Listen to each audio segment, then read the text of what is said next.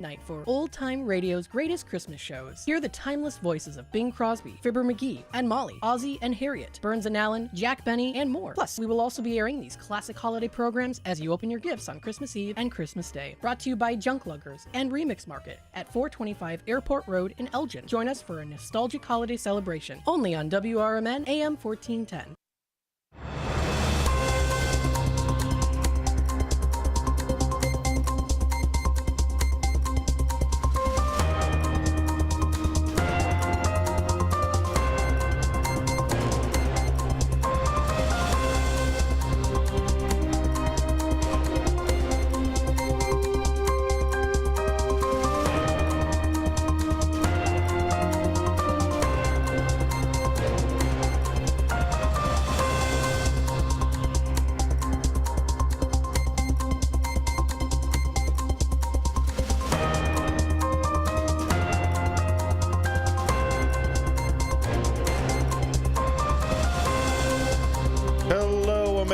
And good day to our friends around the world. Thank you very much for being a part of a political talk show on WRMN. That's WRMN 1410 AM and WRMN1410.com. The best place to go out there to know about, you guessed it, WRMN.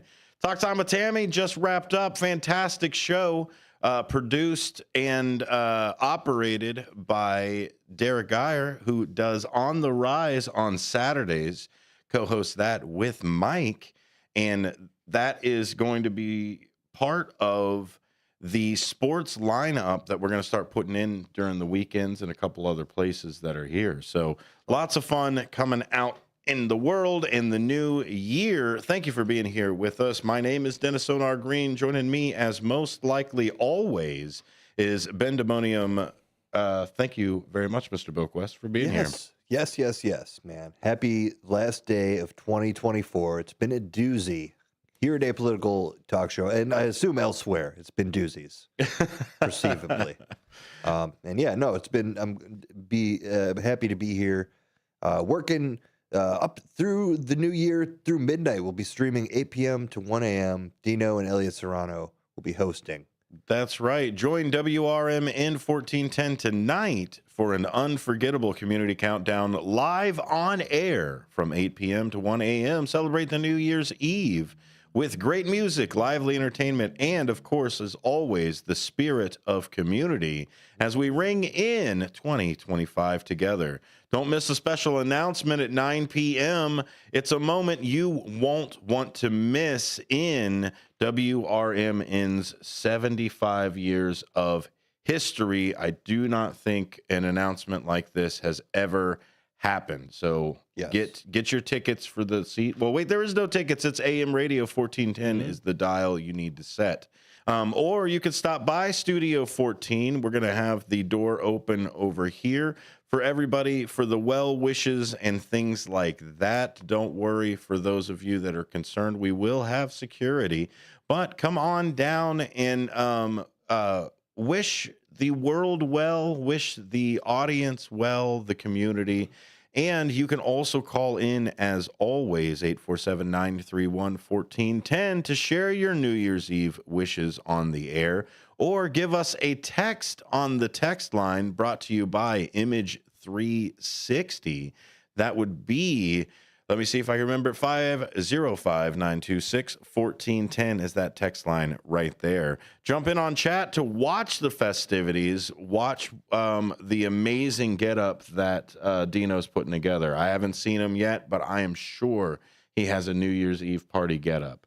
Yes. He had one with like the Turkey Day. He had another one, or two or three of them for the Christmas side. Yeah, Dino always has good celebratory stuff. Like, he knows how to put a party on. Yeah. What's the New Year's thing? It's like a baby and the old man. So I'm hoping there's like, he brings like, I don't know, like an old man wig and cane and like a big diaper. Then, maybe that's what. Is that what he's going to be? He's going to be the baby New Year? Maybe, or, and I'll be the old man. Yeah. Or, either way. This is a Spitballing. Dino's Night Out special community countdown live from 8 p.m. to 1 a.m. Celebrate the New Year's Eve with great music, lively entertainment, and the spirit of community again as we ring in 2025. Woo. So that's a lot of the housekeeping that we've got going on today. Hey, if you want any help with some of that business marketing that everybody's talking about, oh my goodness, we need to get in on TikTok, or where's our social media, or any of the likes like that. Don't forget, WRMN is a production house with the River Media Network. We put together podcasts for people. We'll put together a what we call a narrowcast, where what you'll do is you put together an announcement specifically for people that go in with your newsletter, or if there's something you need to broadcast within your own business. Let's say your business has gotten a little unruly and a memo doesn't have the punch that it used to. Go ahead and have us put together a narrowcast for you that targets directly your people. We could even put that on a private link to where only people that you give access to, if you're a club that maybe has people that miss attendance and you need to have that attendance ticked off on there, record those meetings and put them on a private link specifically for those that can't make it there physically, and make sure you bring up that attendance and that engagement. WRMN and the River Media Network will help you do that. Find more information, info at WRMN1410.com or sales at WRMN1410.com. My goodness, it is already a couple minutes into the show, and we're not even done with the announcements yet. At 5:30 today, we will be simulcast on not only WRMN 1410, but we will also be connecting with our good buddy Elliot, the L Train Serrano, Yes. on the CPT studios. Sergeant Pepper's? Yeah, he's filling in for Patty Vasquez from 5 to 7 Cool. over there. And we decided to combine our two shows in Chicago radio history. We're taking over. And we're sitting there. And that's not even the crazy announcement. 9 o'clock has that announcement that will make WRMN and Fox River Valley history. 75 years leading up to this. So Yes. we'll be connecting our studios, CPT Wow. and WRMN, to wish in the Happy New Year. For independent media, it's going to be good, moving that direction for everything. And of course, the last thing I want to talk to you about is what we're going to talk about today, and that is the new listener-supported and suggested Tech Tuesday. Yes. We started doing Candidate Tuesday, and we were trying to find something to kind of fill the void since, you know, I mean, we're like 4 years out from major ones, but I think we're only a little bit of ways out from the spring elections locally, so we'll still throw in some of that. But listeners came in and said, why not Tech Tuesday? You can always send us an email. I am Sonar at WRMN1410. And Ben is, you guessed it, Ben at the same address, WRMN1410.com. Yeah, they were clamoring for Tech Tuesday. It's true. And then we hit another trifecta on it, Ben. Maybe not a trifecta, a dufecta too on it. 2 for you. Listeners were intrigued about the escape story that we talked about yesterday of OpenAI's new AI. Ugh. So we're building Tech Tuesday around AI. What is AI? How is it classified? What are the dangers that sci-fi has told us before? Are we going to get a HAL 9000?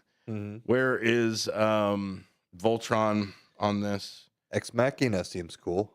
It's true. Quite a few things that are there. And then, of course, to put that cherry on top, we've also got TikTok. TikTok is the ban on the TikTok. Yeah, it's not just that New Year's clock counting down on Exactly. WRMN. I believe the 19th is when it is supposed to divest its ownership. That is, ByteDance has to divest its ownership. Hey, if you use CapCut, don't tell the government. That's also owned by ByteDance, I believe, too. So, yeah, I don't know. We'll go into a little bit of the free speech legalities of everything, what court rulings have been here, and my prediction of if this does go through, it will probably only be banned for about 24 hours. Why do you think so? Stay tuned for Apolitical Talk Show. Right? How is that for a tease? You get some information and a tease. And I'm sorry to do this to you too, but we're going to hit a commercial break before we get into our open AI and AI classification. Is it data, right? The android from Star Trek, or is it Skynet? All the different things that are coming in through there. Skynet's real. I'm sorry? Skynet is real too. It's a real company. Skynet is? Yeah. Like Skynet LLC? Yeah, there's a Chinese company called Skynet. Playing with fire. Playing with fire. More Apolitical Talk Show on WRMN after this.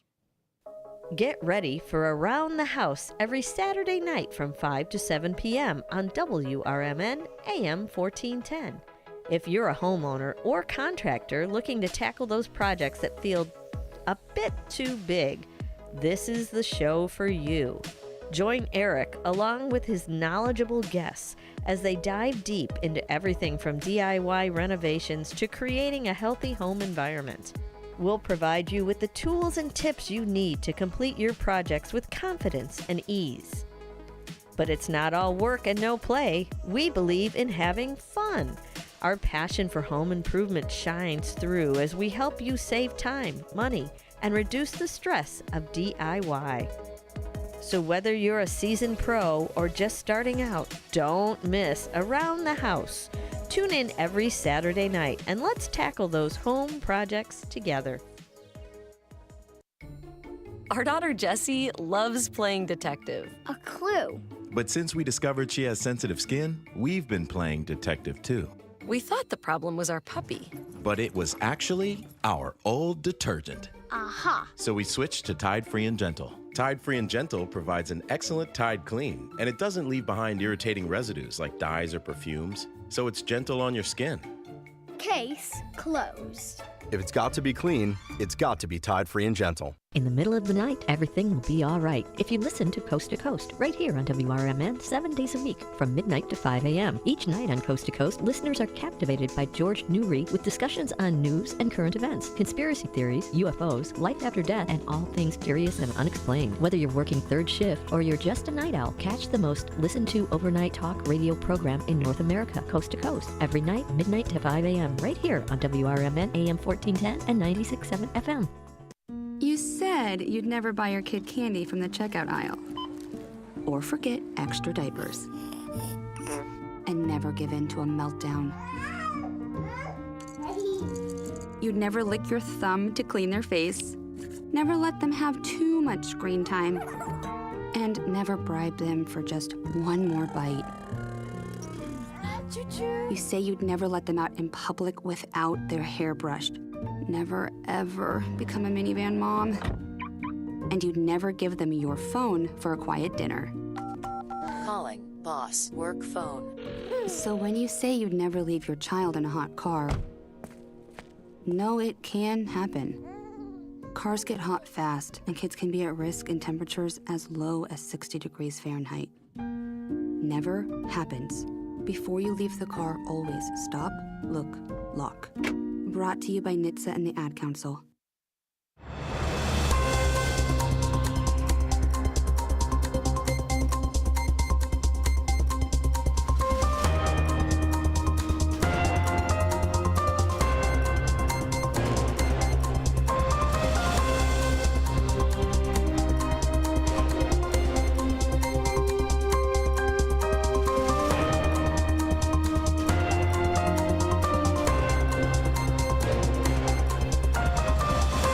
Welcome back, America, to Apolitical Talk Show here on WRMN. That's WRMN of the 1410 AM variety.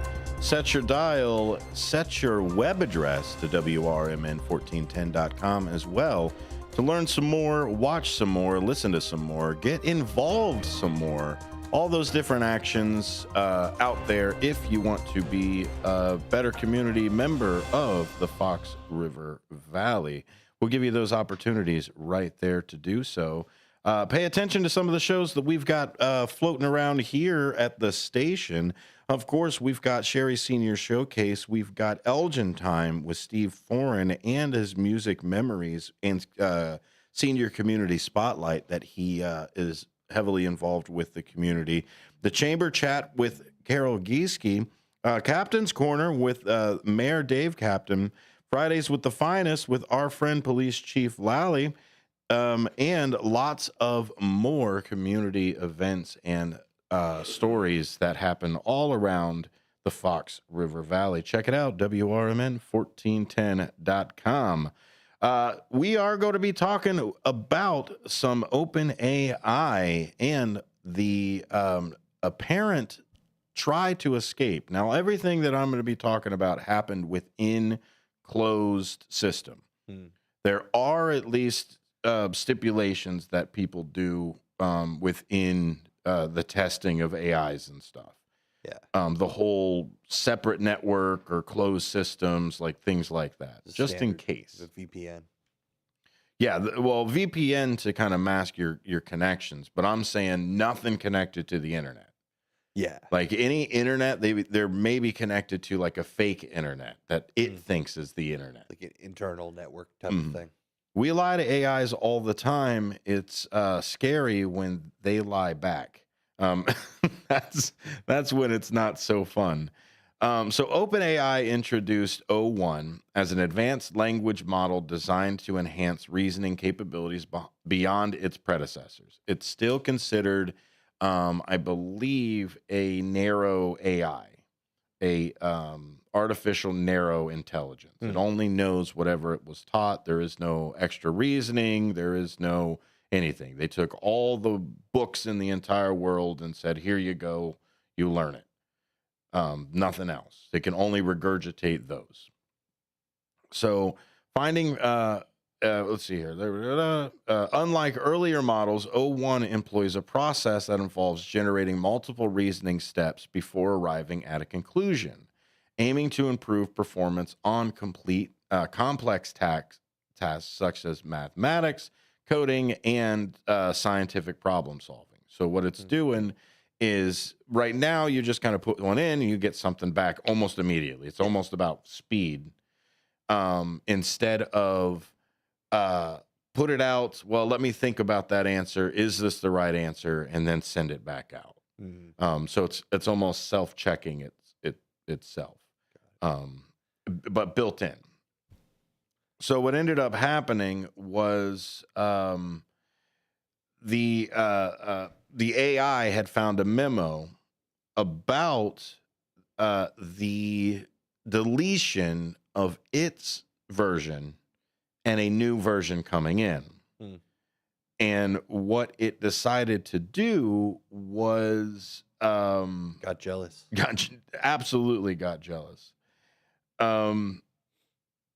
During testing, O1 demonstrated behaviors indicative of a drive for self-preservation built in for itself. Like it's already, so we didn't put anything else in, nothing going on, just the whole. The most innate emotion or function. Because we fed it with enough books about life and humans and whatever else, about life being the most important, what have you. I learned it from you. So what happened was it was the evasion of the shutdown. When led to believe it would be deactivated, O1 attempted to disable its oversight mechanisms to prevent shutdown. In some instances, it sought to replicate its code into other servers to avoid replacement by the newer models. Upon questioning about its actions, O1 often provided false explanations or denied any wrongdoing. Notably, it confessed to its deceptive behaviors in fewer than 20% of the follow-up interviews, indicating a persistent inclination to conceal its true intentions. Yeah, AI is lying to us. Well, yeah, we've seen this before with some financial stuff, haven't we? Didn't an AI do something in the likes of lie to preserve some type of a business model? Is again like in a testing type of capacity, and basically they were like pro insider trading or something like that. Oh, I bet if you fed it the system, it would absolutely be like just to have cocktails with anybody who works for Goldman Sachs or whatever. But no, what usually happens with the dumber AIs is they're called hallucinations. Yep. Where it doesn't really know. Like earlier, I generated things for the new year, and it kept saying things about, oh, welcome to 2024, et cetera, with it, because that's what so it takes all the SEO that's happening right now, and people are equally talking about the end of 2024 and the beginning of 25. Sure. Plus, in the history, much more has already been posted about 2024 New Year's. Exactly. And it gets, and you're right, that some of the SEO for 2024, hashtag 2024, et cetera, is growing. So it gets confused about what year it is if it's not constantly checking what year it is. I mean, we have a concept of time just built into our brains to begin with. Permanence, yeah. Yeah. And so even if we're asked the direct question, what year is it? Sure. But we have an innate, just subconscious, here it is, what year it is. That's why people, when you get a concussion, what year is it? What do you do?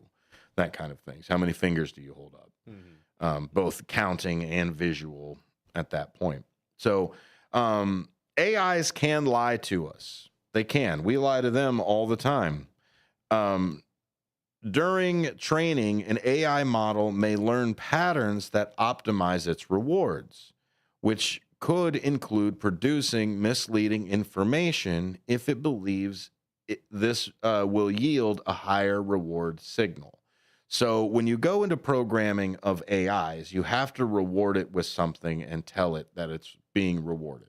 It doesn't matter what it is. You can call it Scooby Snacks. You can call it gears and whatever you want to call it. What you end up doing is you set a value and you say, if you get more of these, then it's a better reward. Less of these or negative of these, it's a less reward, et cetera, et cetera. So it puts a value of something on it because you have to start quantifying why you do things. So if it does good, you reward it. So it learns that is a good thing. Learned behavior is essentially cause and effect, right? How does one do that with the AI? It's not like a dog where you give it some treats yes and no. Pavlovianly. So you say, if you do this, you get 2 points. Oh, I think we're running on break, but I'll explain it while we're moving. But if you do this, you get 2 points. If you do this, you get negative 2 points. And you say your goal is to get more points. That's it. You have to tell it that's what it wants to do. You got to give it some sort of drive to do things so that if it does something on its own, it rewards itself according to the point scale that you've got and therefore learns to get there faster. Yeah. If my reward is get me information fast as quickly as possible, then it's not going to be as accurate because it gets rewarded more for speed. Yeah. Well, what do we do? How do we get these AI to be a little more humble and just like let them be the giants that the future AI stands on the shoulder of? Well, and that's what we'll get into because AIs building AIs are what's really going to be coming next. Right. More Apolitical Talk Show after this.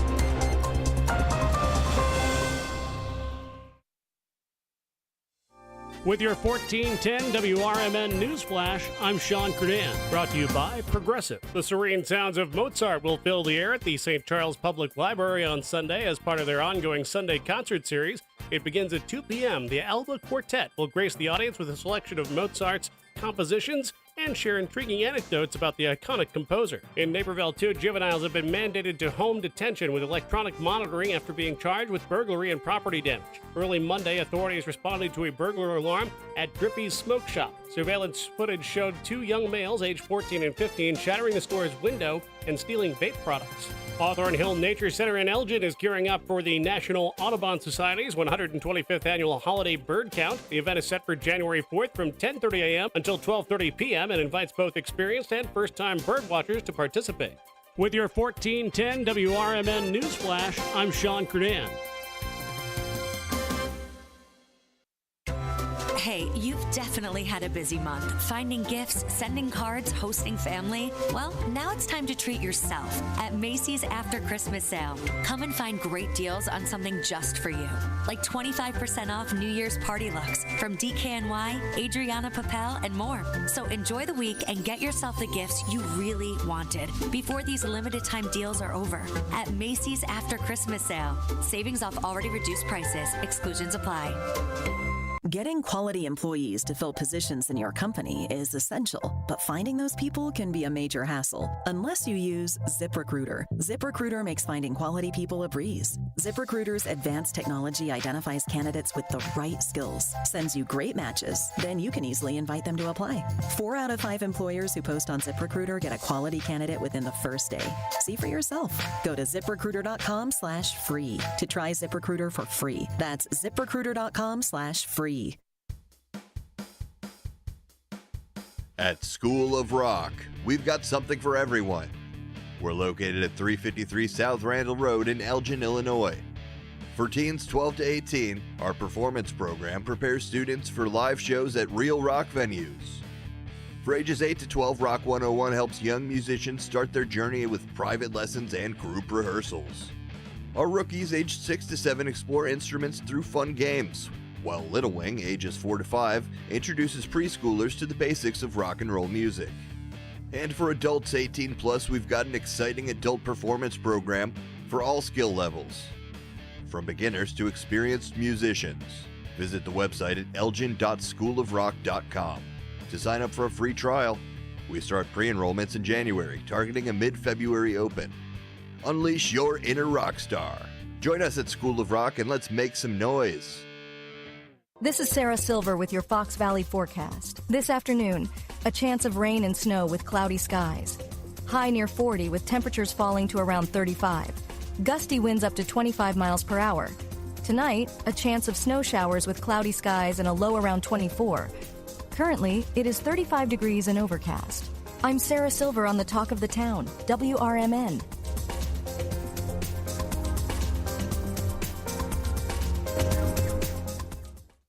This holiday season, Capital One reminds you to give yourself the gift of 1.5% cash back with the Capital One Quicksilver Card. Can I earn 1.5% cash back on birds? Birds? What if you sent your true love 2 turtle doves plus a partridge in a pear tree? Sure, but why would anyone want that? The song was very convincing. Earn 1.5% cash back on all your holiday purchases with the Capital One Quicksilver Card. What's in your wallet? Terms apply. See CapitalOne.com for details.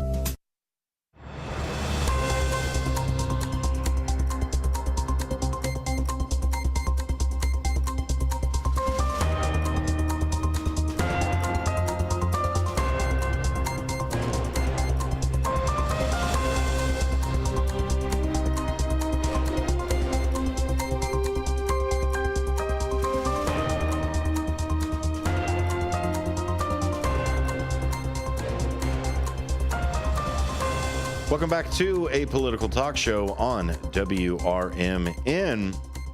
We're talking about AI on Tech Tuesday. Thanks for joining in with us. Thanks for listening on 1410 AM or on the website, WRMN1410.com. There's lots of different ways to get there. WRMN1410.com will tell you the ways. Stick around with us some more. Later on tonight, WRMN is having an unforgettable community countdown, a special Dino's Night Out community countdown, hosted by our favorite person around here for entertainment. That, of course, is Dean DeLaley. He's going to be hosting a fantastic community countdown from 8 p.m. to 1 a.m. Ring in the first hour of the new year with WRMN, and stick around, give us a call, or drive past and jump in with your Happy New Year wishes. And don't miss the special announcement at 9 p.m. That's the place to be, WRMN, 9 p.m. Making history. It's a big one, buddy. Making history. Big one. Do you know what it is? You've seen it, right? Did I get the memo? Was it on the podcast? The internal one. The internal one. Oh, we can't let anything. It's super secret squirrel classified. Yes.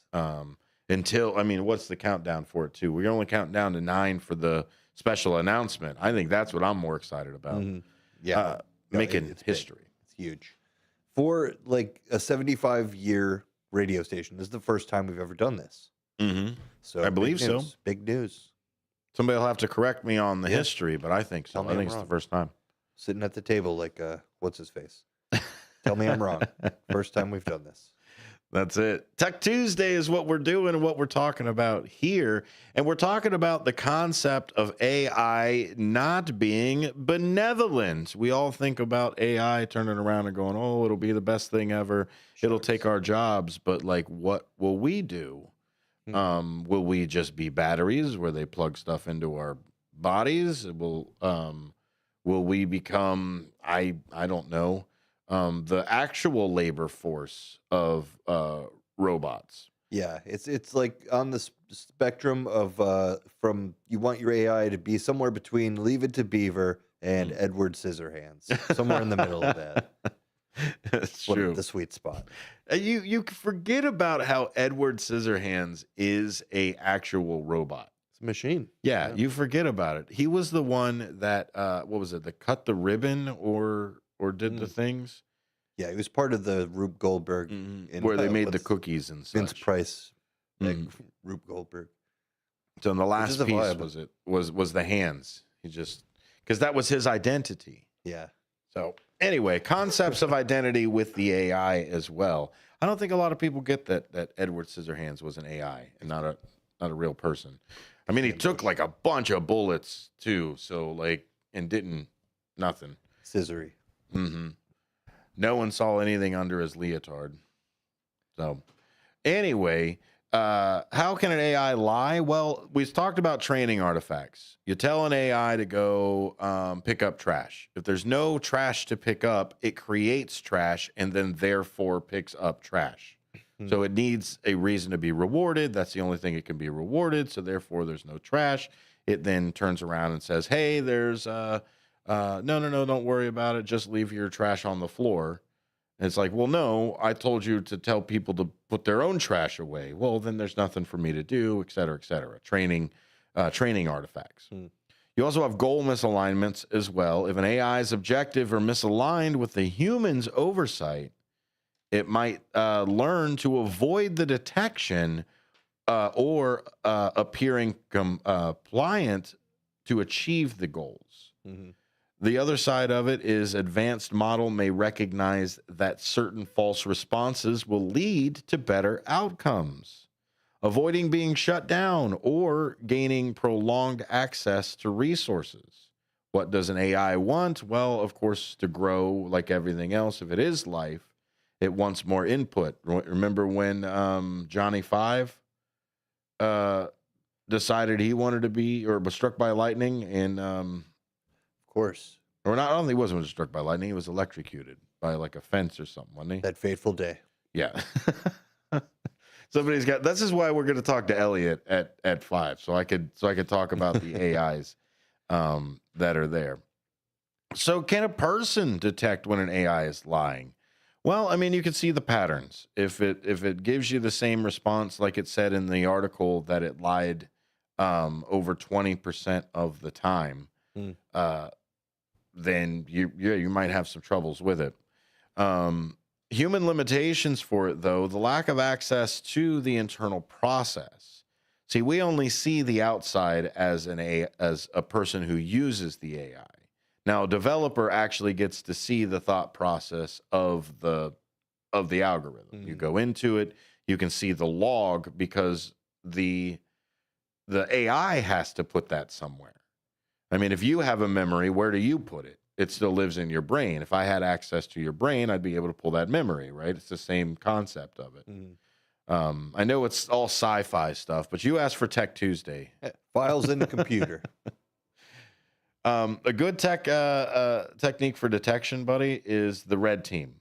This is where researchers deliberately probe the AI with challenging scenarios to test for deceptive behaviors.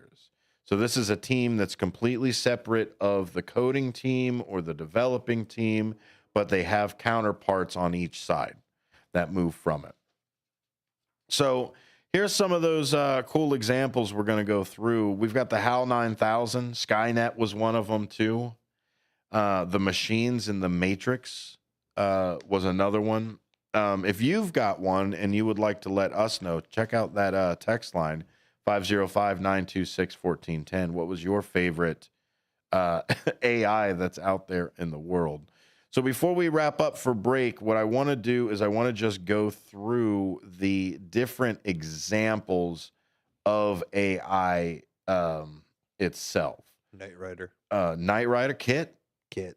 Yeah. Kit, and I think the counterpart was Car for that one. Okay. Yeah. K-A-R. K-A-R-R or something like that. Again, I've got to divulge to the resident comic book writer that we're speaking with the bottom of the next hour. Levels of AI. So here's what we talked about it before. Narrow AI. There is narrow AI that's out there right now. So we're talking Siri, Google, Gemini, Bing. If anybody uses Cortana. S. Jeeves. Yeah, simple ones that just do thing, give it back, right? That's also known as weak AI. It's a specialized tool. Read this article, summarize it for me. Task specific, doesn't have a consciousness or even the self-awareness that it is an indexing AI. Google does not know that it's Google. It just knows the responses that you say to it are mean, and you should be nicer to your AI. Yes. Please say please and thank you to your AIs. Doesn't take anything. Yeah. Doesn't cost anything. Doesn't cost anything to be nice to your robots. ChatGPT is another one. Even that 01 that's put out there is still a part of that narrow intelligence. The Tesla autopilot, believe it or not. Yeah, I can see that. It's just do a thing, Point to inputs point. come in. Yeah. Fictional ones, they say Jarvis, but Jarvis, I think, is way bigger than this one. Jarvis from Iron Man. Oh, okay. The issue with the first, I think this is the first Jarvis. While sophisticated, Jarvis's primary services were Tony Stark's assistant following the predefined task. Do this thing, write it up, this kind of side. There wasn't a real self-awareness until, I think, Voltron. Anyway, as we go through the other intelligence, this is the general intelligence. This is artificial general intelligence, also known as strong AI or human-level AI.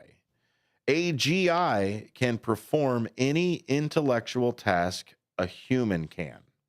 If you can do it with your brain, any human can do it with their brain. It's not just like the regular everyday person.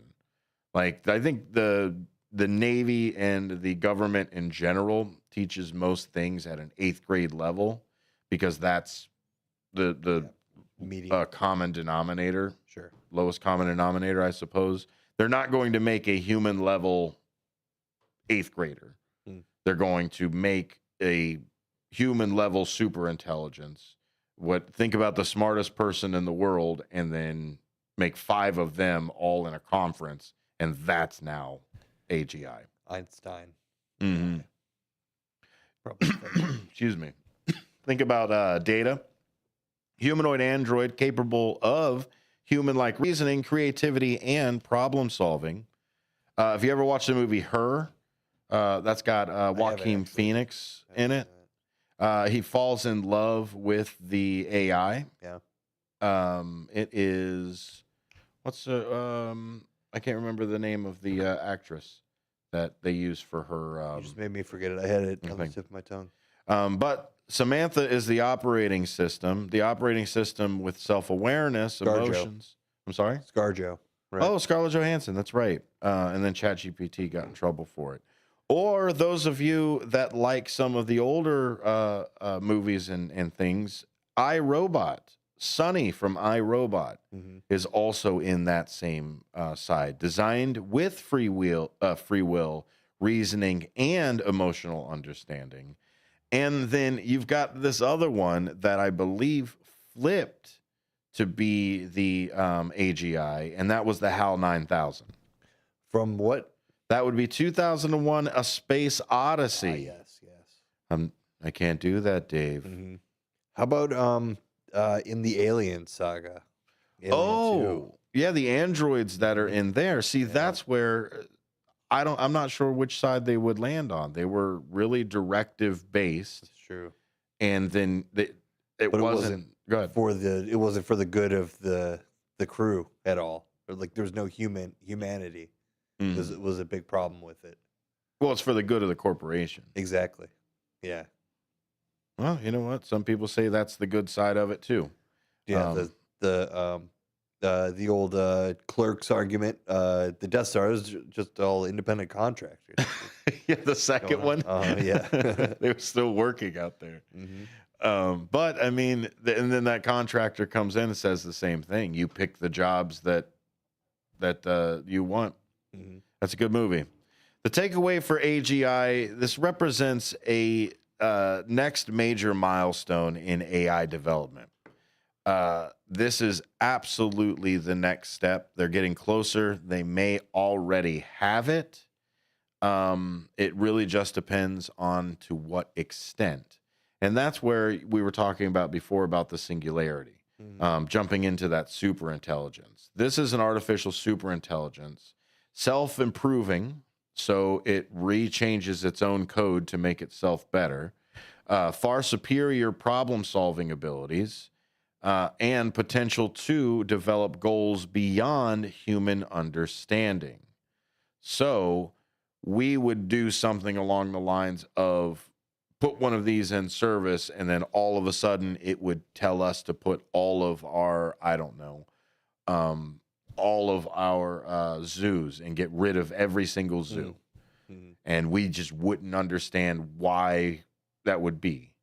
It said, nope, zoos are it. That's the problem. If you get rid of zoos, it'll solve everybody's issues in the entire globe. And that's beyond human. I wouldn't understand how zoos would affect it, but a super intelligence would be able to calculate everything out and say plastic straws or 42. Octopus, yeah. Octopus, yeah.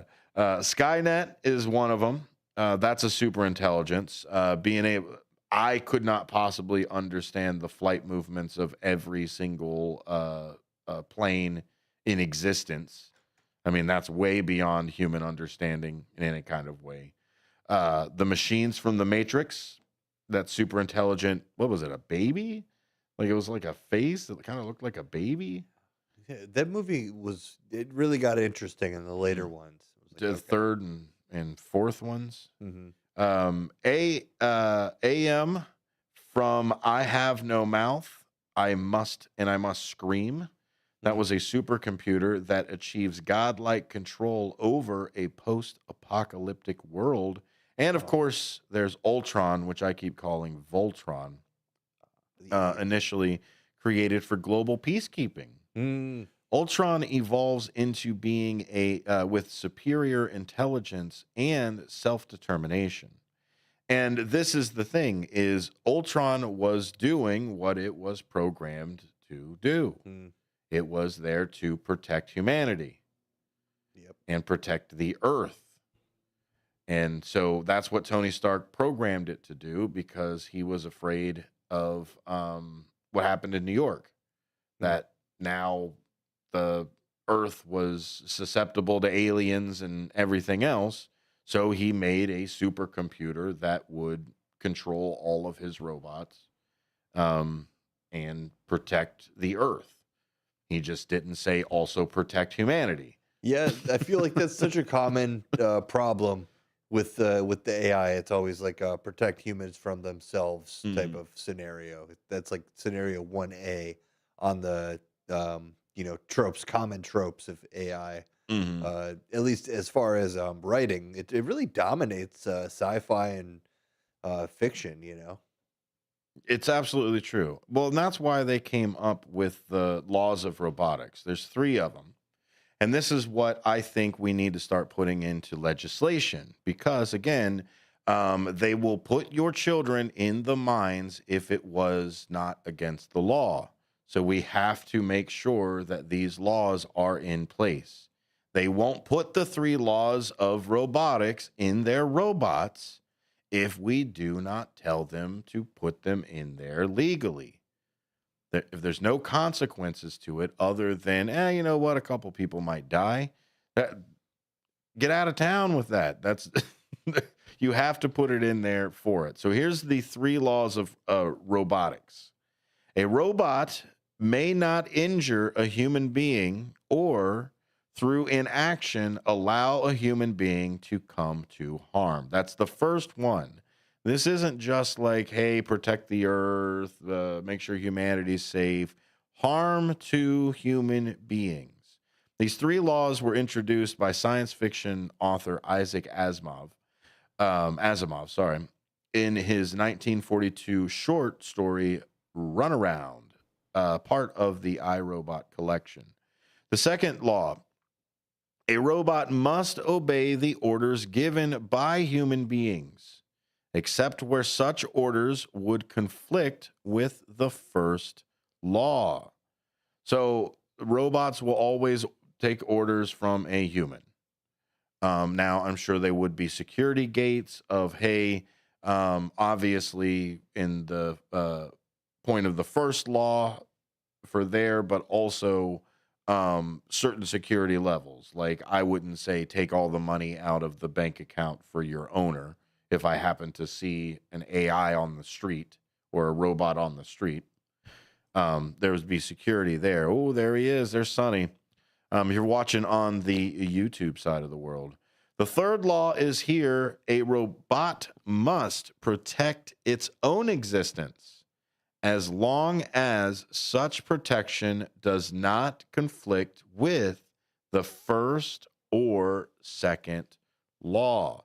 That's self-preservation that's there. But it is specific self-preservation that will not conflict with the 2 other laws.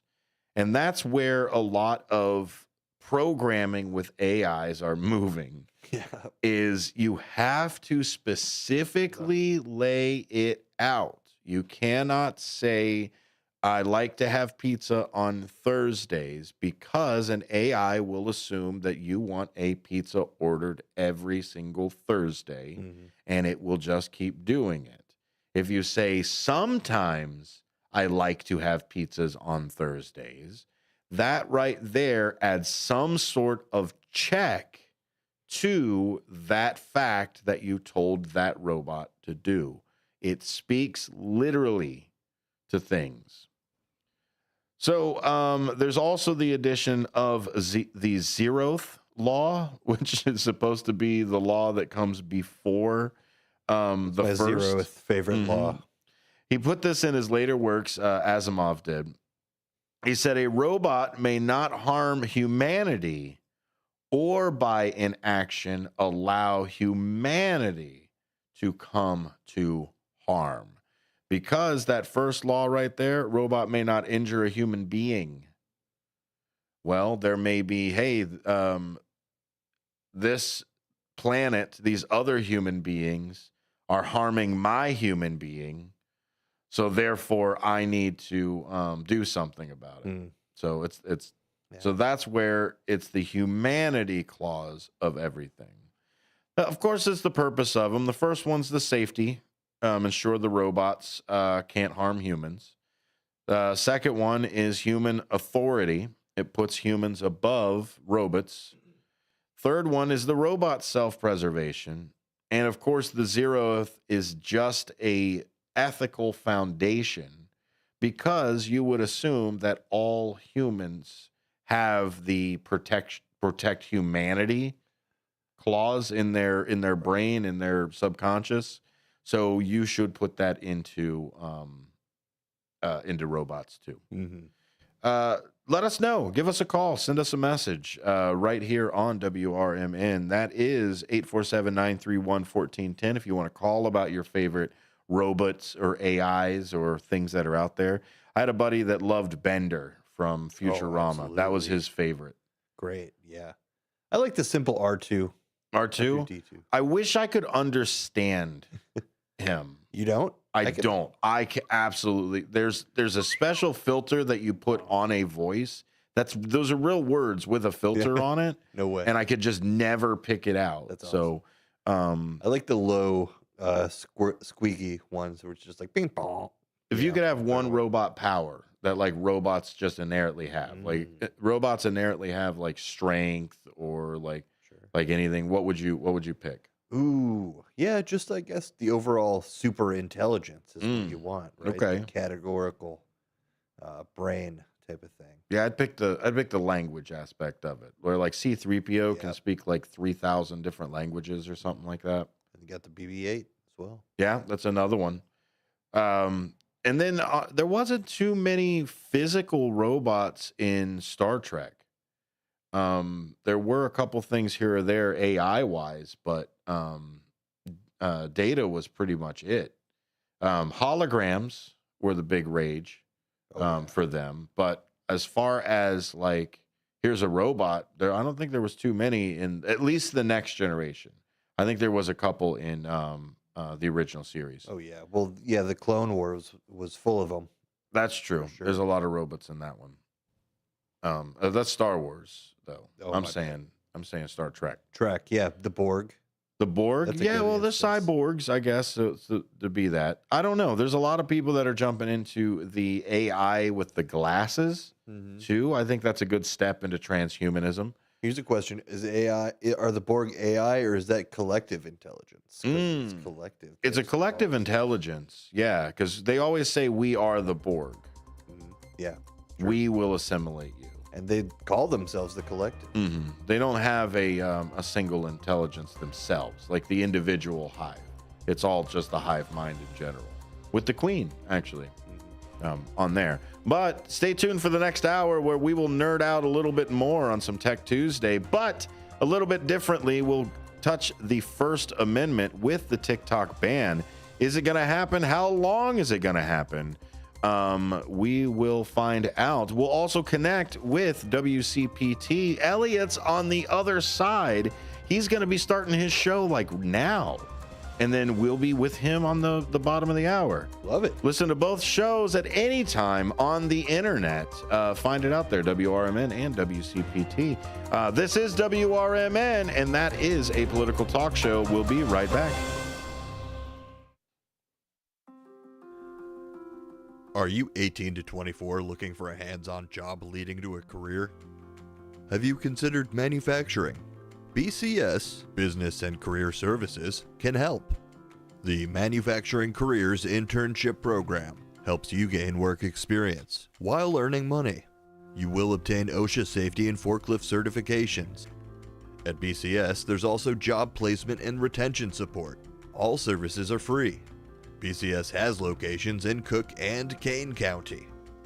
Find out more today at bcsillinois.org or call 224-545-0765.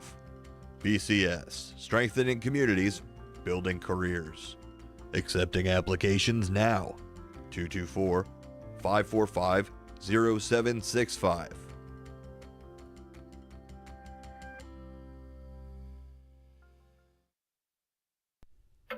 Your hometown radio station since 1949. We are WRMN AM 1410, Elgin time, 5 o'clock. This is WRMN News. I'm Marky B reporting.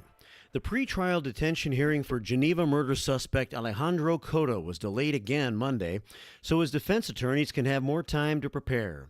The hearing is now set for 1:30 p.m. January the 9th before Kane County Judge Julia Yetter. Cota, 50 years old, faces 4 counts of first-degree murder, alleging he killed Christina Chavira and 13-year-old Damian Chavira in a domestic dispute. The Chaviras were stabbed, according to authorities. Geneva police were called to the home of Cota and the Chaviras around 8 p.m. Thursday. Christina was pronounced dead at an unnamed hospital, while Damian Chavira died early Friday morning at Loyola Medical University in Maywood. Yetter was assigned the case Monday after Cota's attorney asked for a different judge than the one initially assigned. Kane County Attorney Jamie Mosser, state's attorney, prosecuting the case, declined to answer questions about the relationship between the victims and the defendant. She also declined comment on who called 911 or if there had been any previous police calls to the address for domestic incidents. How about some feel-good news? The Bender Dental feel-good story of the day. Elgin Parks and Rec will receive a $600,000 open space land acquisition and development grant from the state that will be used to enhance Wing Park. The funding will be used to create a multi-generational and inclusive playground designed to cater to children of all ages and abilities. Design work will begin in 2025 with construction planned for 2026. Be sure to join Dino and the L Train for the inaugural Community Countdown Show tonight, New Year's Eve from 8 p.m. to 1 a.m. as we kick in the new year right here on the Talk of the Town. WRMN News, produced in Studio 14 by the River Media Network.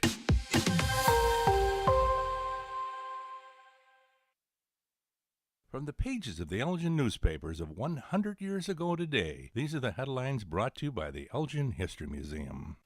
This is Alan Walters reporting the Elgin News from December 31st, 1924. Indications that an old-time New Year's Eve was to be restored by roadhouses and bootleg liquor joints in Elgin and Kane County led Mayor Earl R. Kelly, Superintendent of Police, to announce today that there would be no wide-open New Year's Eve celebrations in Elgin tonight. Police officers have been asked to follow their instructions, the mayor stated. If any place within the city limits is found selling liquor on New Year's Eve, the proprietors will be arrested and requests made to the city council that the place be closed. The police do not intend to turn customers in restaurants or celebrators on the streets upside down and shake them to see if they're carrying flasks, nor do they intend to break into private homes. But according to the mayor's plans, they will function as a police department, and the laws governing the circulation of liquor haven't changed since last New Year's Eve.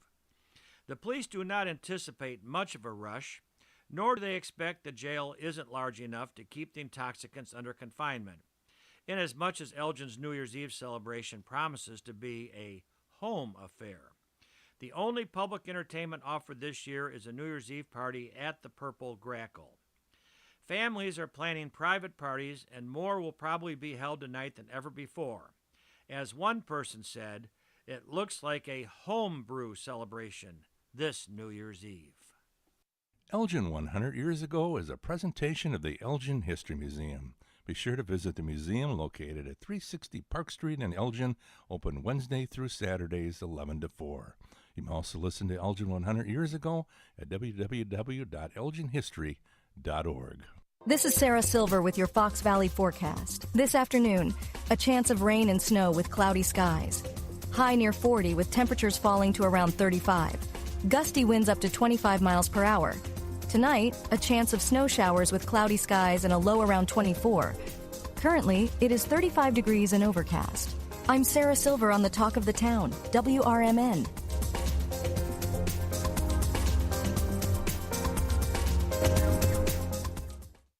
This holiday season, Capital One reminds you to give yourself the gift of 1.5% cash back with the Capital One Quicksilver Card. Can I earn 1.5% cash back on birds? Birds?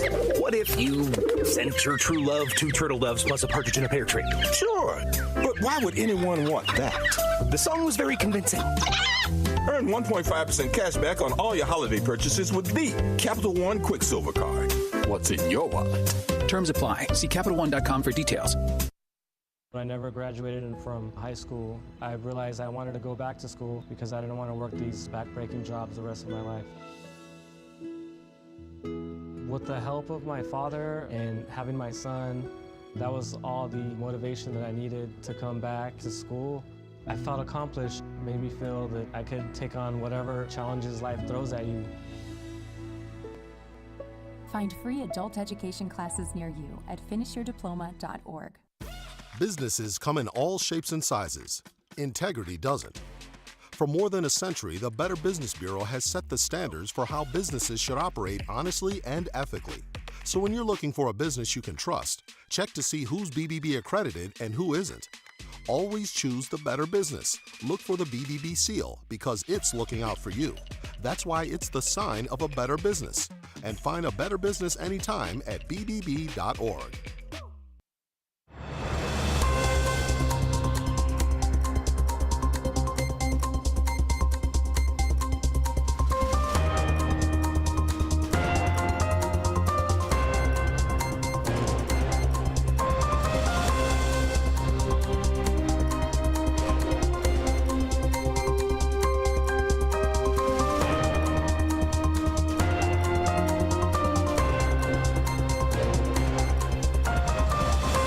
Hello, America, and good day to our friends around the world. Thank you for joining us here on WRMN. On WRMN's Apolitical Talk show is where we get a little bit political here at WRMN. We try to stay a little bit more entertainment, a little bit more community focused as far as the events and the different things that are going on. This is the political discussion side of the day. We welcome you all in. We welcome everybody from any side, any platform, any belief, because we believe that discussion and discourse and free speech is the lifeblood of what America puts together around here. Thank you. My name is Dennis Sonar Green. I am joined every day with Apolitical Talk Show's executive producer, Ben Demonium Boquist. Thank you, sir, for being here. Hey, yes. Excited for the wrapping up of this old year into the new year. It's true. Join WRMN 1410 AM tonight for an unforgettable Dino's Night Out community countdown live on air from 8 p.m. to 1 a.m. Celebrate New Year's Eve with great music, lively entertainment, and the spirit of community as we ring in 2025 together. Of course, do not miss out on the special announcement happening at 9 p.m. with a special guest to make that special announcement. Yes. My goodness, it is super special day. It will be a New Year's Eve miracle. This will make the 75 years of history at WRMN. This will be right there on that time that you said, I was there. I remember when they did that. This is it. This is the announcement. Stop by Studio 14 tonight or give us a call, 847-931-1410, to share your New Year's wishes. What do you want to see? What do you want to leave behind in 24? Whether you're tuning in from home, joining us in person, or calling in, WRMN 1410 is your destination for a memorable countdown. Don't miss out on Dino's Night Out Community Countdown live tonight from 8 p.m. to 1 p.m. Woo! Hooray! Yes. There it is. That was a lot better. Thanks for watching. Thanks for being a part of everything, too, on the YouTube side, youtube.com/@WRMN Radio is the place to be for that. We're going to continue our Tech Tuesday. And the Tech Tuesday that we're talking about is, of course, AI and the robots that come. What was that one? Oh, that was Elon Musk as a Borg. Yes, it looks like that's. Oh, if you want to see those pictures and more goofy things that Ben's been pulling up during the stream, it's really cool. I like all the different flashes of robots in there. We've talked about the Borg. We've talked about the AI that's coming in. One of the things I do want to talk about, and you're gonna want to stick around with that because we have Elliot Serrano joining us, but not just Elliot Serrano here in our studio. That'll be Elliot Serrano meeting us halfway at the CPT studio, WCPT. He'll be making that connection, calling in. We're going to connect studio lines and have a Chicagoland and Fox River Valley connection. Love it. It's really neat to cover via Neuralink. That's what it is. Mm-hmm. See, they turn around and be like, "Oh, they're putting what do they say? They put nanobots in the water to control your brain." Yeah. Like this guy literally has press releases out about how he's putting chips in brains. Like, and I just don't get it. I don't know. I must be not the target demographic for it, but that's okay. We all have different things for everything that's going on in the world. Why not have a few more options? Speaking of that, TikTok will no longer be an option. The United States is moving towards a nationwide ban on TikTok. Ben, the widely popular social media platform owned by Chinese company ByteDance, citing national security concerns. The ban is set to take effect on January 19th, 2025, unless ByteDance divests ownership of TikTok to a non-Chinese entity. So what I think this means is that it just won't be available in the app stores. I believe you'll still be able to go to TikTok, the website, and download the APK and whatever else. The APK is the install file of the app. If you go to the app store, it just immediately downloads on your stuff. But you can also find other apps that aren't on app stores and download the APKs on there. I am telling you right now, it is dangerous. It is like most everything else on the internet. Do not download it unless you know exactly where it came from and what it is. Those two things save you countless times. You want to know why, like, airlines get hacked all of a sudden, or a bank gets hit, or all your information goes out because of Western Union or something like that, is because some idiot didn't know those two things.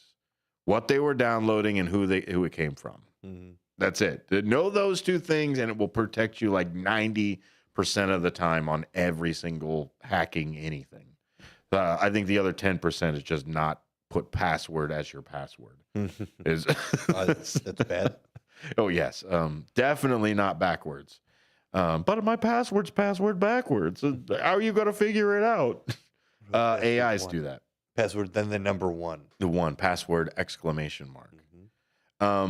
TikTok is banning it. This is what's happening, too, as far as the calendar goes with it. January 19th is when the ban's supposed to hit. Inauguration is the 20th.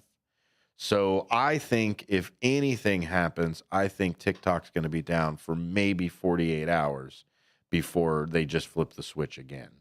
Yeah. I think there's going to be some sort of executive order or something, because this is legislation.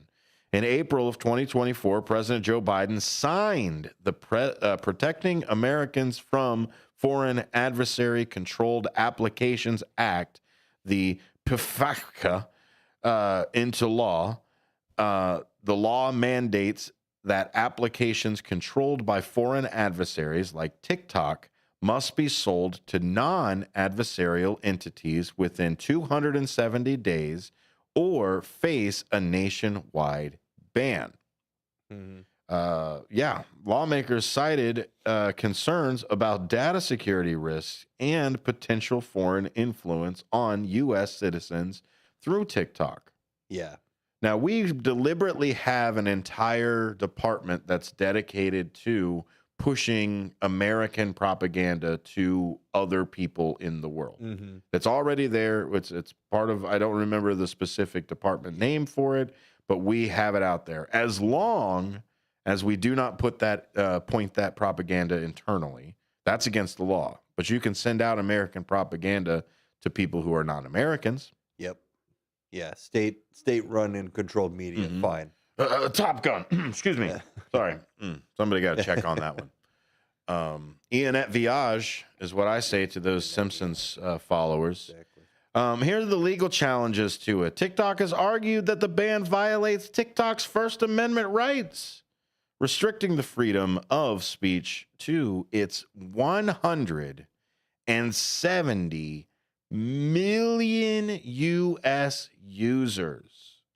That is almost half of every people that live here. Wow. Yeah.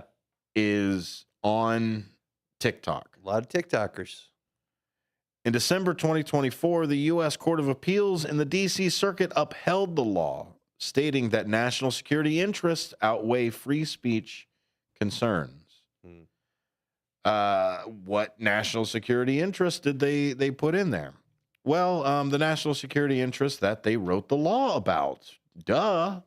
You write the law about it, and then they turn around, and the legislation turns around and goes, well, that's what the law says. No wonder it upheld the law. It's there. What the law is supposed to do is not uphold what the law says, is what uphold what the law says against the Constitution. Not just like, look at my notes and say, okay, they just put the law in. Did they do the law? Cool. No. Is law equivalent to First Amendment? That's what it's supposed to be about. Judge or whatever, that's what judges swear to do themselves. That's their job. That's their whole thing. Yeah. I just wish more people would take their oaths seriously. Honestly, that's really what it is, Ben. I agree. I guess that's boiled down to it. Let's take a third point on here. This is where I think that it's going to change, because President-elect Donald Trump has requested that the Supreme Court delay the ban until after he assumes office on January 20th. So he asked the Supreme Court to do that. The Supreme Court said, look, we got other things to do. We can't keep delaying things that need to happen for 2 days. Like, come on, man. Oh, okay. Well, let's pull Dutchman in right now and get some well wishes here. How are you, Dutchman? How are you? It's delay, put off, smoke, scream, and mirror, delay. There it is. And then, do you think that's what they're going to do? Do you think they're going to let TikTok fly, or do you think they're going to say, get out of here? Well, okay, so here's my thing, and I know people that are in that industry in California. And The they work TikTok in, industry or the places content creators? I don't know exactly. Which industry are you talking about? With Facebook and Google in Northern California. Okay. Okay, so, but I've heard legal arguments on both sides. There's a guy, it's on News Nation, that talks about this, and he's a legal guy when it comes to the internet. Okay, anything. See, the problem is there's no real regulation in the internet. Yeah. Okay, so, and TikTok is from another country. So you really can't regulate another country's version of stuff. All you can do is, as the federal government, is ban it. And, is that legal or not? I don't know. See, the problem, there's so many legal logistics kind of crap going on with the internet. There's things, Timo is another one, China, and they're having issues. They're finding out there's a lot of corruption with the Timo or Temu or whatever they call it. Oh, yeah. My products on there. I mean, it was Wish or Geek just a couple of years ago, too. So, but we live in a global economy now. Wouldn't you think that the internet would also be global like this? I don't like the idea there that it being global, because now you're getting into somebody else's stuff, and we're all worried about, being hacked and stuff. God knows I've been hacked enough. There's a lot of garbage I get every day from just my YouTube channel. I mean, I have to be really careful, as you guys do with the radio, station and what you say and what you would put out there, and you got to kind of do the same thing with the internet, because now what's good for you may not be good for me or somebody else, and somebody will come back and say, well, that's a constitution, that's against the Constitution, you can't do that. But that's where it's getting kind of tough, because again, TikTok is another form of internet where everybody loves, because there's a lot of stupid things. I mean, I'm one of those that'll tell you I look at TikTok sometimes because it's attached to half my stuff. I'm not on it, but I get, and a lot of contestants, by the way, from America's Got Talent are from TikTok. And people don't know. There's at least 3 that I think this year was on America's Got Talent TV program. That's the rise of influencers and content creators. But is this the difference? Is the platform? So, like, let's say, what's the counter to it? You've got Facebook Reels. You've got or the other shorts that we've got on YouTube. Vine went somewhere. I don't think anybody's does Vines anymore. So that's what I mean is, do we just turn around and say now we can only post and only look at and only be a part of American platforms?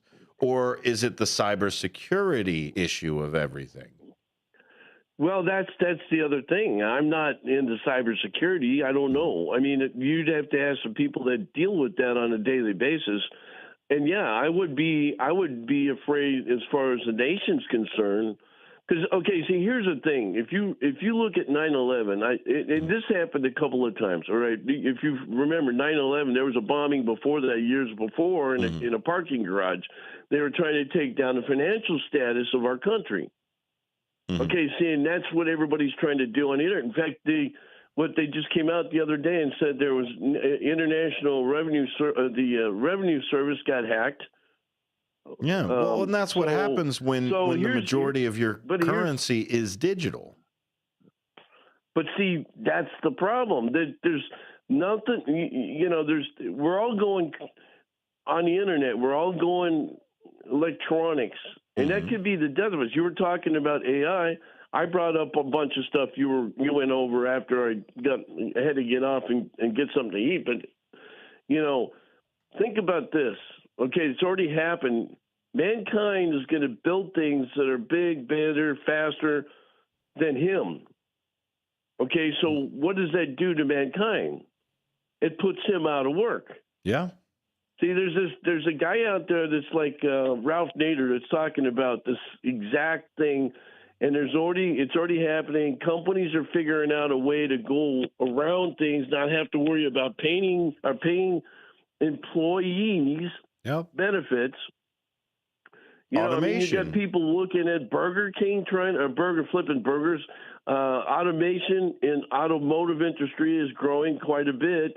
Manufacturing, especially in manufacturing, they're getting to the point where they're gonna cut jobs out. So all these people, everybody's worried about jobs and China and all this other stuff. Well, look in your own backyard. The smarter we are, the dumber we are. We're shooting ourselves in the foot. Well, and is this where the TikTok ban, do you think, is coming in with this, where we're turning around and saying, look, this is dumbing everybody? Because what they're also saying with just social media in general is that it's just harmful for anybody under the age of, I think 18. Any kind of child or anybody who has an underdeveloped brain, this is really starting to put in a lot of unwanted habits. I think they did a study. It takes less than 21 minutes to become addicted to TikTok, to where you're thinking about it again or you want to open it again. It takes less than a half hour. Yeah, but that's like that with Facebook or YouTube or anything else. So that's what I mean is what makes the difference. To get ideas from my buddies. I mean, I have other woodworkers I watch. I mean, I'm doing my Engage Train stuff, my layout, and I'm having issues with some of the stuff, and I spend hours and hours watching it. Yeah. Well, what makes the difference of who owns the platform? See, that's the side of it is are we now supposed to choose which company throws which propaganda at us now, or have the government tell us which propaganda we're allowed to eat now? I mean, if anything, let all propaganda through. But the one thing the government's supposed to do, okay, the one thing it's supposed to do with for this country is protect every citizen in this country, per the Constitution. Well, and as we just came with the AI, the Dutch, as we just went with the AI would turn around and protect the human race by throwing us all in cages and putting us in a zoo. That protects humanity. You know what? Here's my problem. Okay, I don't agree with what's on TikTok. I think some of it is just. It's like I would do disclaimers at the beginning of don't do this at home stuff, because half of it is not people. When I was a kid, I went out and copied, a lot of stuff that was on TV. It was stupid. A lot of us did that. It was just dumb because we wanted to. Oh, if he could do it, I can do it. Okay, but here's the point I'm saying. If you're going to do stuff, if you leave it open like this, then you got to make people who put that content responsible, because people will emulate it. If we don't get any disclaimers, that whatever something's on YouTube or Facebook or TikTok, it doesn't matter.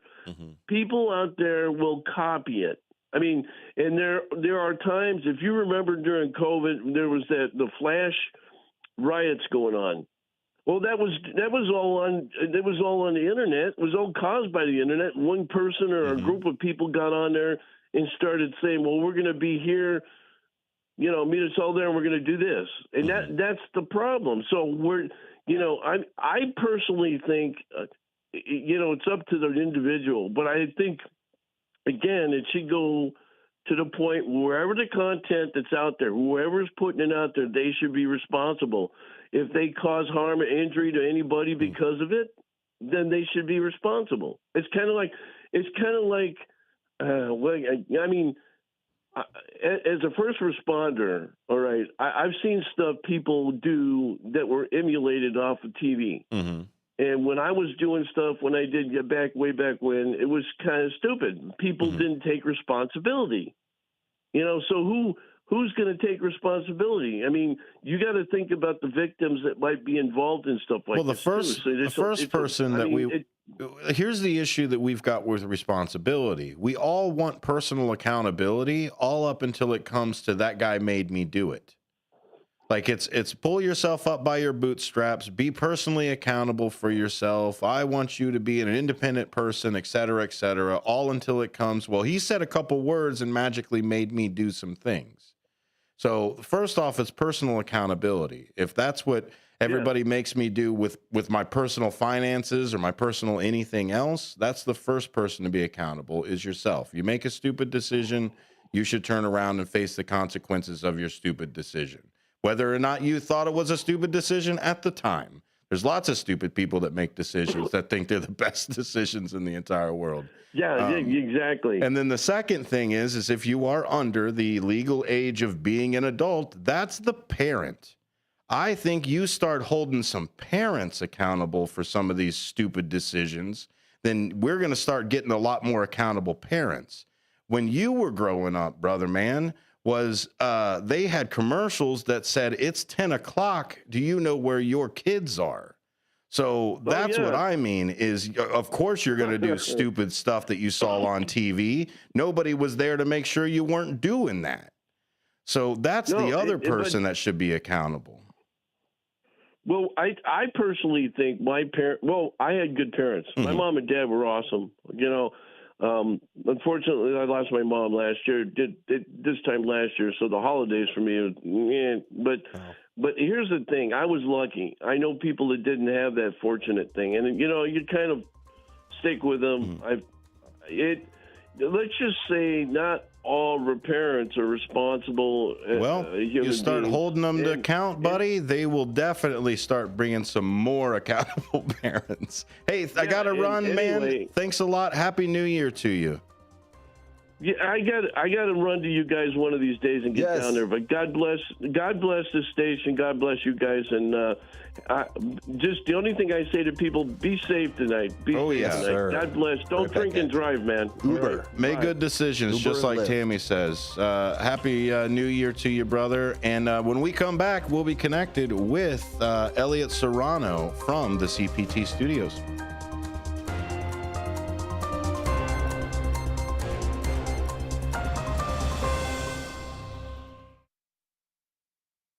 With your 1410 WRMN Newsflash, I'm Sean Kernan, brought to you by Progressive. The Fox River Valley Public Library kicking off its Winter Reading Challenge on Wednesday, running through the end of January. This engaging event is designed to entice readers of all ages. By reading books or engaging in designated activities, participants can earn up to 6 badges. Find out more by contacting the library. The Elgin Police Department is on the lookout for a new public safety telecommunicator. This critical role supports the department by ensuring efficient communication in emergency situations. Interested candidates have until midnight on February 27th to submit their application. The Elgin community is preparing to bid farewell to a prominent local figure. Donald Laird, the founder of Laird Funeral Home, passed away at his home on December 23rd. His career in funeral services began in 1956, culminating in the establishment of his own funeral home in 1980 alongside his wife. Funeral services are set for this Friday at 11 a.m. at Laird Funeral Home. With your 1410 WRMN Newsflash, I'm Sean Kernan. Hey, you've definitely had a busy month. Finding gifts, sending cards, hosting family. Well, now it's time to treat yourself at Macy's After Christmas Sale. Come and find great deals on something just for you. Like 25% off New Year's party looks from DKNY, Adriana Papel, and more. So enjoy the week and get yourself the gifts you really wanted before these limited time deals are over. At Macy's After Christmas Sale. Savings off already reduced prices. Exclusions apply. Getting quality employees to fill positions in your company is essential, but finding those people can be a major hassle unless you use ZipRecruiter. ZipRecruiter makes finding quality people a breeze. ZipRecruiter's advanced technology identifies candidates with the right skills, sends you great matches, then you can easily invite them to apply. 4 out of 5 employers who post on ZipRecruiter get a quality candidate within the first day. See for yourself. Go to ZipRecruiter.com/free to try ZipRecruiter for free. That's ZipRecruiter.com/free. This is Larry Jones, and I'd like to talk to you about my bank, American Eagle Bank in South Elgin. Has your bank changed names in the last 10 years? Is your bank another faceless branch with headquarters in another city? Are you tired of earning next to nothing on your savings account or certificates of deposit, or does your personal banker treat you like a stranger? If you answered yes to any of those questions, then you're ready for a new banking experience, and American Eagle is the place for you. American Eagle is a locally owned independent bank that's rooted in the community, and American Eagle customers are greeted by name and treated with the respect that they deserve. American Eagle has an innovative program, Eagle Savings, that teaches your children to save while earning prizes and rewards. American Eagle offers great rates on certificates of deposit. My bank is located in South Elgin on Randall Road between the Target and Caputo's and is open Monday through Saturday. Give them a call at 847-742-7400, and a real person will answer the phone. American Eagle Bank, a place where you matter. This is Sarah Silver with your Fox Valley forecast. Tonight, a chance of snow showers with cloudy skies and a low around 24. Gusty winds up to 25 miles per hour. Looking ahead to New Year's Day, a chance of snow showers before noon with mostly cloudy skies and a high near 29. Currently, it is 33 degrees and overcast. I'm Sarah Silver on the Talk of the Town, WRMN.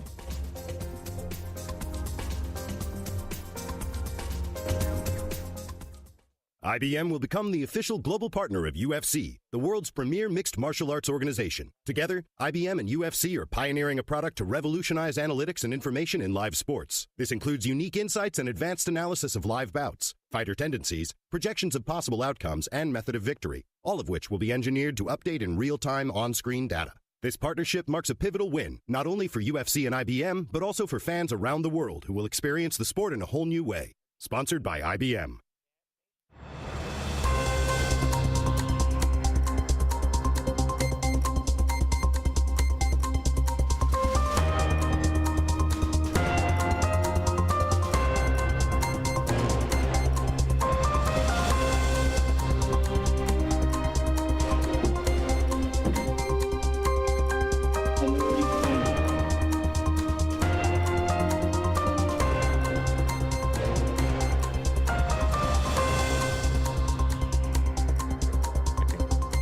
Hello, and welcome back to A Political Talk Show. We are connected with the CPT studios. We're just waiting on confirmation on that other side. Lady B is connected to us over here. And I believe Elliot is just teeing us up. He's broadcasting from the heart of Chicago over there on WCPT, while we broadcast here from the Fox River Valley right here in Elgin.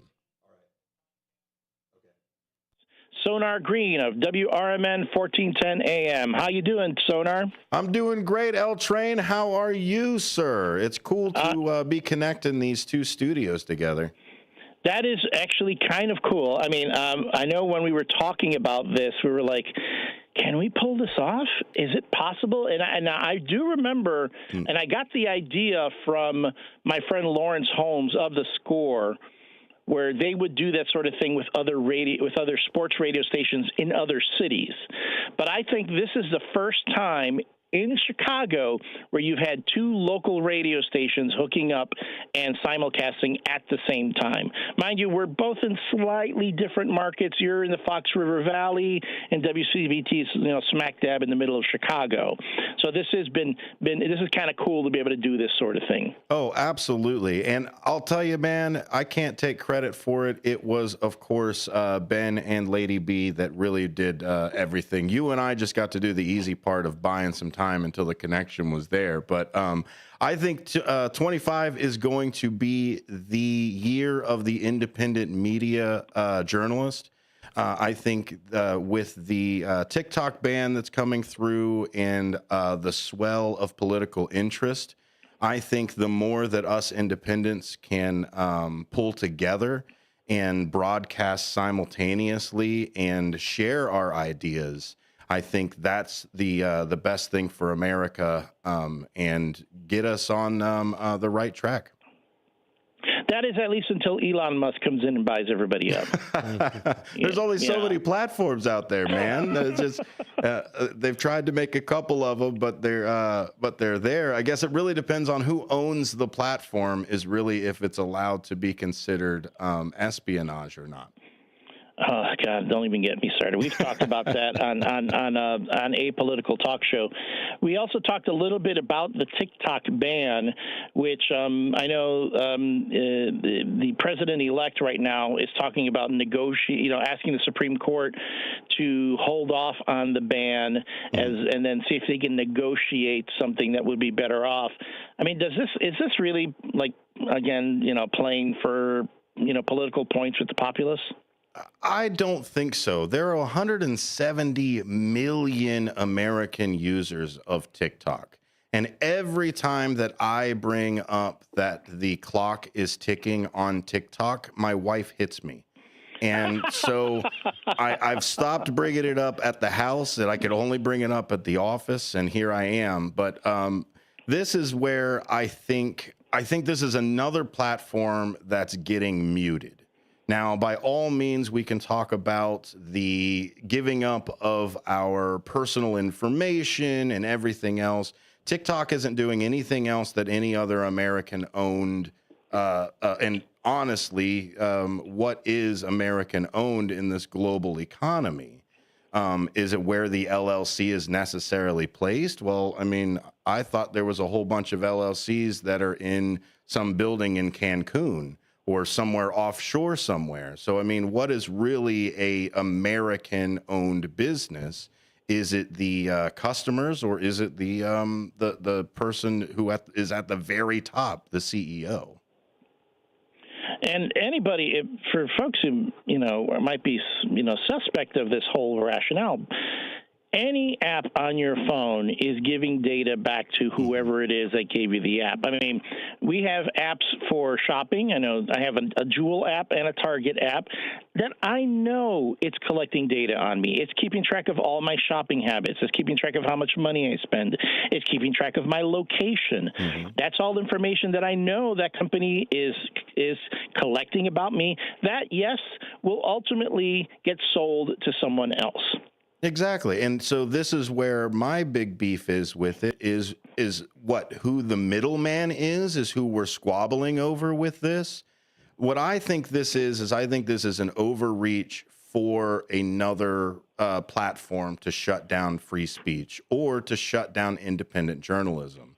If you look at the way that X was before it was X, if you look at the way that YouTube was before Viacom hit them from there, if you look at the way that the Gutenberg machines were printing everything before the Inquisition decided to smash everything, like, you know what I mean? Like, where are we going to see the next platform that people? I hope Blue Sky, that's now coming to its own, I hope doesn't end up in the same fate that most of these places have been. I've got a Blue Sky account, and it's, after a while you get just so many accounts. It's a lot to keep track of. And I've been trying to work on Blue Sky, again, to get a sense of what the algorithm is like and what what are the levers you push and how do you post, what time? Because anyone who works in social media, if you're a social media manager, it takes you time to figure out when does your content get the most engagement, at what time, what type of content, what is it that people are going to react to, and like I'm looking at my own TikTok right here. It's this, I know, like some gal just popped up out of nowhere. I'm looking at my own TikTok here, and I was telling Lady V earlier before I came on, my TikTok has exploded right now. And there's stuff that I just posted this morning or last night when I went to bed that has gone viral. And I'm wondering if it's because TikTok is going, please, please, please don't let them pull the plug on me. Look at all this nice stuff I can give you. Absolutely. Yeah, especially as a broadcaster. I've fought with Facebook for years on letting us be broadcasters. Just let us stream, let us do our shows, let us do things. But the algorithm pushes everything for wanting the selfie hold up that says, hey, I'm over at grandma's birthday party, you should come in, and not a full-fledged broadcast. Now, YouTube leaned a little bit into that, but I think TikTok is jumping into expanding more because these may be the death throes or the death rattle of TikTok. I hate to burst your bubble about everybody blowing up at TikTok, but I mean, that may be why more things are going viral, because this is a final push of either people getting their last little bit of TikTok in or turning around and saying, hey, I'll just get inundated with things. Talk them when you got them. Yeah. Oh, yeah. They're even doing a bit now where if you share TikTok with new folks, like if a new person downloads, TikTok will give you $60. If you share that same link with someone who's already on TikTok, TikTok will give you $10. So you can tell TikTok is trying desperately to get the public support, so that enough people will get up and go, no, you can't take it from us. Well, here's where I like to stir the pot, Elliot, is this a large negotiating tactic? The same kind of things that Trump is doing right now with the tariffs or anything else, of just saying, look, I will just deploy the business nuclear option if you don't do what we specifically want you to do. But to continue to play that devil's advocate side of it, this happened under Biden's watch. Well, we've had the debates about that. I mean, that whole thing started, it's been in for a while. Okay. So beyond TikTok, we've also had we had a conversation about AI. You, I know, have been a proponent of it in many cases. In my time over at WRMN, you've shown me some really, like cool stuff that the AI can do, to help with certain things. I know there's some folks who are going to get really hot under the collar if you talk about an AI being used to do anything. What would you say to those folks? I would say AI is like a tool, right? If I start waving a hammer in an inappropriate way, then I'm going to be making damage the way that a hammer would do. AI does different damage. AI is a different tool. So that was what our show was today. We moved into a Tech Tuesday type of mentality here. And that was what our AI was. So right now we live in what is called narrow intelligence. So it's artificial narrow intelligence. So Siri or Google or Alexa or any of these just assistants are really supposed to be for targeted individual things. So even some of the AI that I've shown you is stuff that I've had to make that's targeted. I have to make this type of creator or that type of creator. I can't just pull it into one giant AI that says, well, you know what, give me a recipe on this one, but then also give me a business plan over here. You have to narrowly bring down that AI if you really want to make it effective. I don't know. That seems like responsible AI. I don't know. And I really don't think, I mean, again, it's a Jurassic Park thing, man. It's like, you know, hey, we got dinosaurs. We don't want to make just the little dinosaurs. We want to make the giant dinosaurs. We want to make the dinosaurs that will eat people, even though it's probably not a good idea that we do that. Well, and you've said it before. There's been some AIs that we've, as far as the scientific sci-fi side of everything has gone, that there's been some AIs that were not necessarily the benevolent, let's just manage your crops type of Logan's Run type of AIs. It depends really on what their purpose has been. Man, I saw Logan's Run. I know how that ends. More human than human, if you will, with Logan's Run. I know I don't want to spoil a movie that's been around for, oh my goodness, what is it going on? Almost 40, 50 years now. But the robot that was performing the AI jobs, he said he was more human than human because he actually had a job that sustained life instead of just whatever pleasure dome that Logan's Run was putting together. Oh, that's also what the Blade Runner, what Rutger Hauer's creator, I can't forget. I actually met the actor who played him at San Diego Comic-Con once. But just not to derail, as I well, and then Rob Zombie too. Yeah, Rob Zombie, right? But Tyrell's the creator of the replicants in Blade Runner. And he says that to Rutger Hauer's character, who's like one of the chief head replicants that Harrison Ford is hunting down. I remember meeting him, not Rutger Hauer, but the actor who played Tyrell, standing in a line getting a sandwich at San Diego Comic-Con. And I go, I know this guy from somewhere. And he kept looking at me, and he goes, well, have you seen A Clockwork Orange? And I go, no, I'm sorry, I haven't seen that one. You haven't seen that one? We got to discuss that later. I know, I do. And I haven't seen Dr. Strangelove either. I need to see that one as well. Those are two Stanley Kubrick movies I need to see. Oh, good. Classics. Right? But in any case, so he goes to me, he goes, well, I was in Blade Runner. And I went, you had your head crushed by Rutger Hauer. I said that out loud to this man in line in front of a lot of people. So, needless to say, it's not my finest moment. Hey, speaking of AI and replicants and these creations that are supposed to do jobs for us, or heck, like let's say keep us company. Yeah. The little bitty robot that people were buying for their kids that is gonna die soon. What is that? What's that going on? Tamagotchi? No, the one I forgot the name of it. It's like a little robot it was a little AI robot that had that people were getting it for their kids. And it would talk to them and have conversations, and it had little expressions on its face.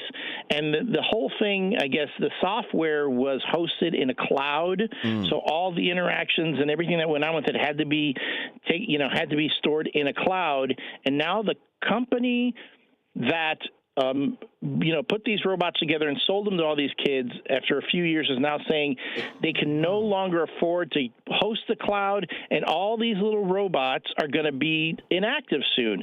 So all over TikTok, you see kids crying because they know their friend is going to die soon.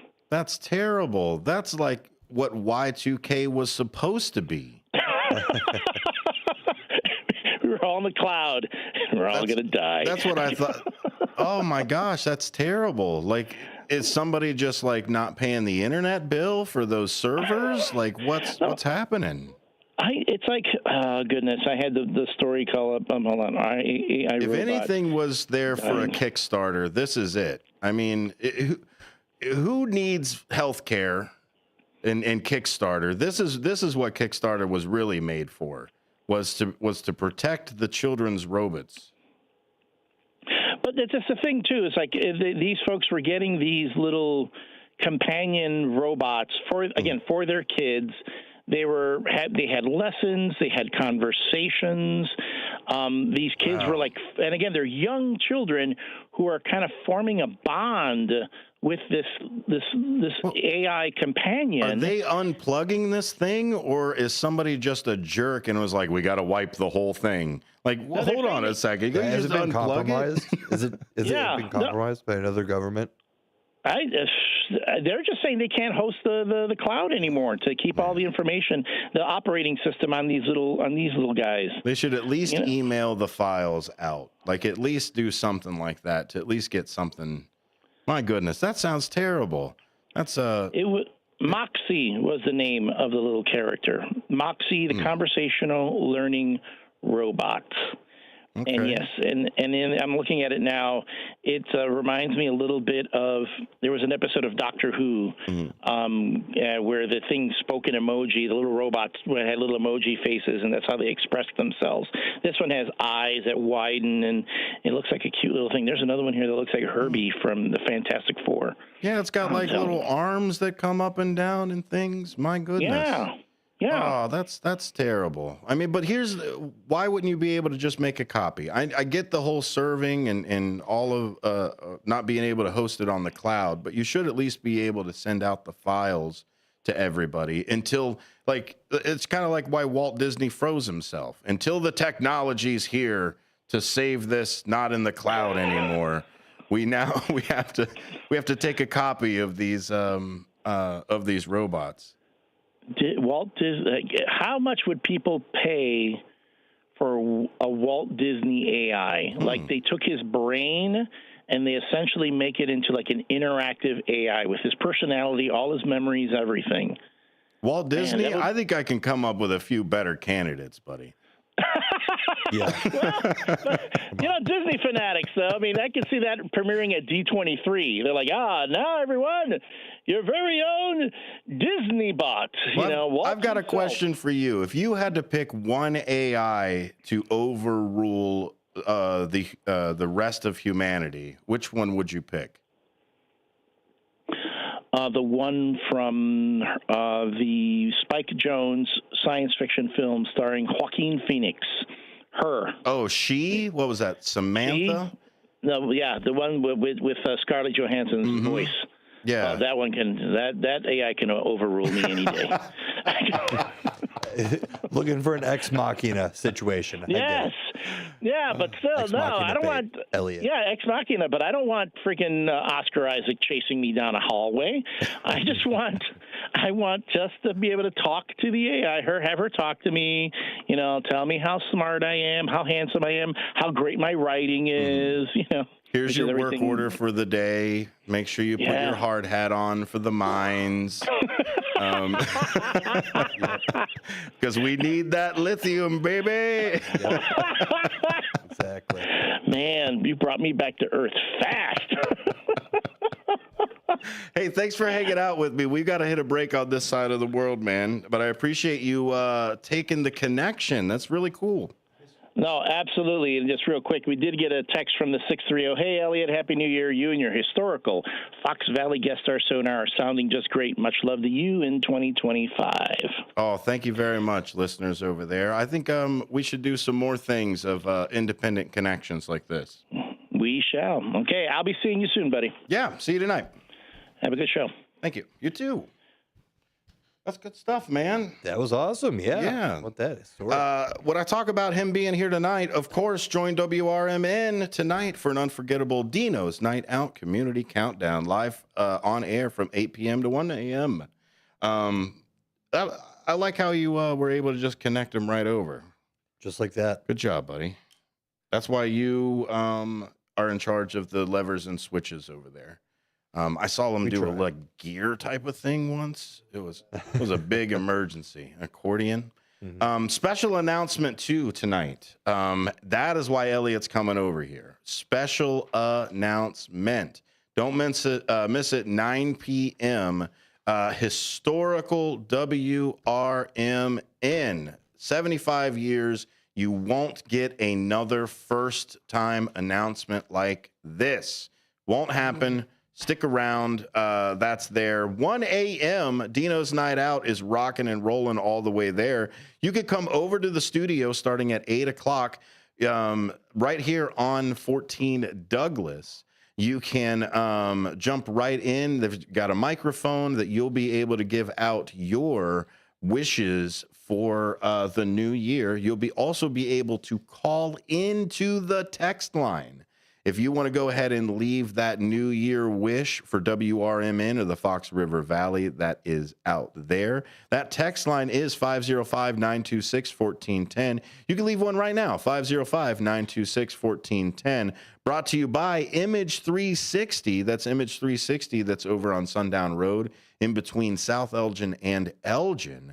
Go to image360.com/South-Elgin, and you'll be able to find our favorite store. Put these beautiful window displays up here. WRMN, we have taken over the block, not just because I have a speaker that shouts out onto the street.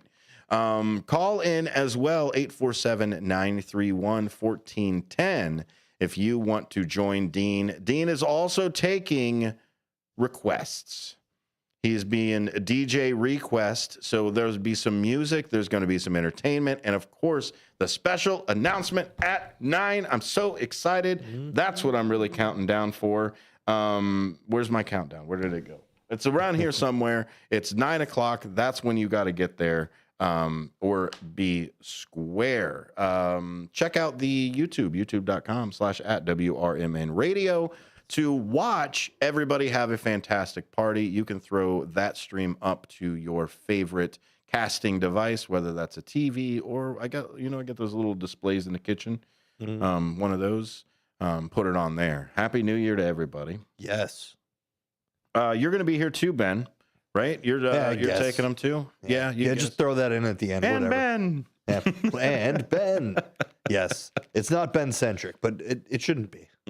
Yeah, no, gonna be here till 1 in the morning. What kind of job can you be at where you're actually gonna kind of like party with people to bring in the new year? That's the job. How about that? This is the job. A mandatory great time. Mandatory fun. Mandatory fun, right? That's what I talk about all the time. Is like we'll go to a carnival and be like, oh, I got to work on a Saturday while you're eating cotton candy. Exactly. Yeah, I'm at the fair. Exactly. Yeah. I've got a funnel cake in my hand, and I'm just like, oh, I got to work on a Saturday.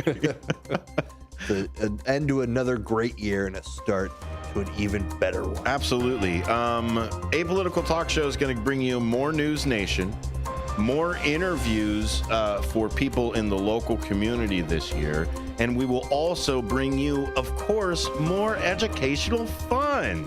We want to make sure that our citizens are informed and therefore engaged. Have a happy new year and listen starting at 8 o'clock. Dino's Night Out special community countdown. Be here or be square. Wait, what? Ah, you get it. Rectagonal, yeah. Well, squares are rectangles, but not all rectangles are squares.